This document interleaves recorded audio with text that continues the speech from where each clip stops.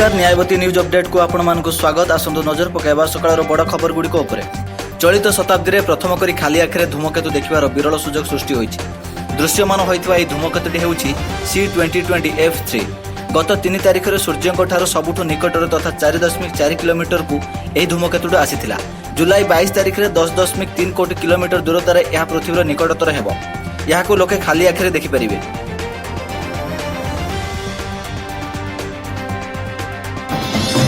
Odia athlete Dutee चांद को मासिक खर्च 3.5 लाख टंका। एबे कोरोना संकट समय कहीं प्रायोजक मिलु नथिबारु एही खर्च तांको पई कष्टकर होई पड़िछि। तेणु तांको दामिकिया गाड़ी BMW को बिक्री करिया को चाहुछंती दुती। 30 लाख टंकार BMW गाड़ी को 20 लाख टंकार बिक्री करिवे बोली सोशल मीडिया रे घोषणा करिछन दुती चांद। टेलीफोन जगत रे महामारी रो प्रभाव एणिकी मोबाइल सह आ मिलिबो नाही चार्जर।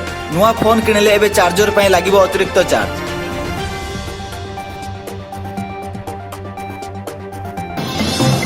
चीन को आउ एक झटका। मात्र 1 मिनिट रे फाटला महाकाश को पठा जाइथिबा रॉकेट।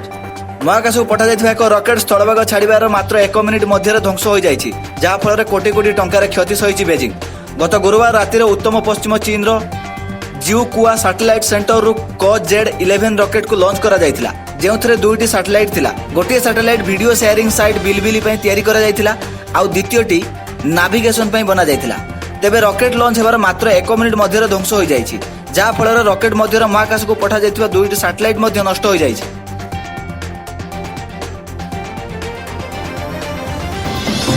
सुना मास्क पर आसिला हीरा मास्क। सूरत रे जने अलंकार व्यवसायी तयारी कले हीरा खचित मास्क। गोटिकर दाम 1,40,000 रु 2 लाख पर्यंत रहिछि।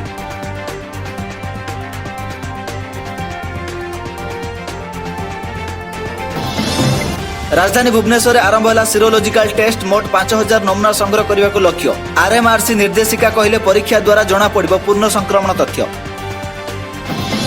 हु होई बढ़ुची कोरोना। राज्य में आज 570 नुआ पॉजिटिव चिन्हट। संगरोध केन्द्र 384 और स्थानीय अंचल 186 आक्रांत चिन्हट होइछन्ति। कोरोना नेला 5 जीवन। कटक पुरी भुवनेश्वर जने लेखाई थिबा बेले गंजाम रे 2 जनकर मृत्यु घटिछि। राज्य में मोट कोरोना मृत्यु संख्या 61 रे पहुंचिला। देश में मोट कोरोना आक्रांतों संख्या 8 लाख टपिछि। यह कोरोना जोगु देशर मृत्यु संख्या 22,000 छुईछि। तेबे गुरुत्वपूर्ण और चिंताजनक खबर हेउछि जे मात्र 4 दिन में आक्रांतों संख्या 7 लाख रु 8 लाख छुईछि। वर्ल्डोमीटर तथ्य अनुसार भारत में मोट आक्रांतों संख्या 8,22,570 रही।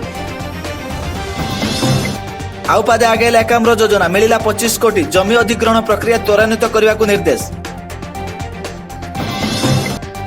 बीजेपी राज्य पदाधिकारी प्रथम डिजिटल प्लाटफर्म बैठक। 6 मास पई प्रस्तुत है राजनैतिक खसड़ा। कर्कट रोग में पीड़ित थिबा आल्बम क्वीन दीपा साहू एवं सुस्थ अछंती। पूर्वापेक्षा तांको स्वास्थ्यावस्थार उन्नति आसीछि। एबे से एम्स रु फेरी निज घरे अछंती।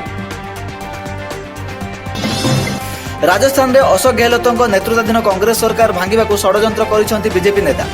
तदंत पर यह सामना को आसीथिबा बेले पुलिस 2 बीजेपी नेता को शनिवार गिरफ्त करिछि। सेमानक कॉल रेकर्ड रु सरकार भांगिबा षड्यंत्र पदाकू आसीछि। नेपाल खबर प्रसारणकारी भारतीय घरोई टीवी चैनल गुडी को निषिद्ध करा जायछि। केवल सरकारी चैनल दूरदर्शन प्रसारण जारी रहे बोली सरकार एक अलिखित निर्देशनामा जारी करिसेंति। नेपाल विरोधी खबर प्रसारण अभियोग रे एभली पदक्षेप निया जायछि। महानदी जल विवाद ट्रिब्यूनाल रे मामला शुणाणी। पूर्व उभय ओडिशा और छत्तीसगढ़ तरफ इश्यू फ्रेम पर जोर दिया जायछि। आज ईमेल माध्यम ओडिशा और छत्तीसगढ़ तरफ जणाई दिया जायछि जे ट्रिब्यूनाल पूर्व निर्देश मते अनुष्ठित बैठक में प्रसंग निर्धारण बाबद में कौन से सहमति होई पारि नै। एणिकी ट्रिब्यूनाल मामला विचार करी जल विवाद प्रसंग निर्धारण करने को ईमेल रे अनुरोध करा जायछि।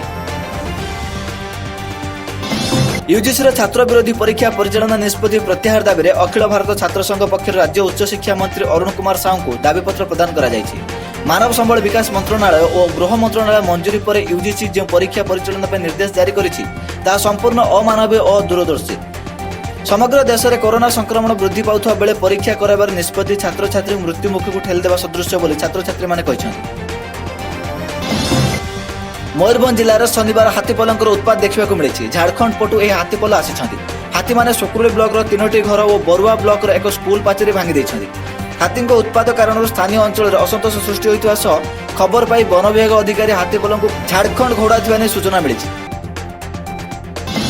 क्रीड़ा मंत्रालय नोटिस पर हॉकी इंडिया अध्यक्ष पदर मुस्ताक अहमद इस्तीफा देइछन्ति। हॉकी इंडिया कार्यकारिणी पक्षर इस्तीफा को ग्रहण करने सहित निर्वाचन शेष होगा पर्यंत मणिपुर ज्ञानेन्द्र निंगबम को कार्यकारी अध्यक्ष भाव नियुक्ति कर सकाल अधिक अपडेट जानापी आज सब्सक्राइब करूँ आम यूट्यूब चैनल।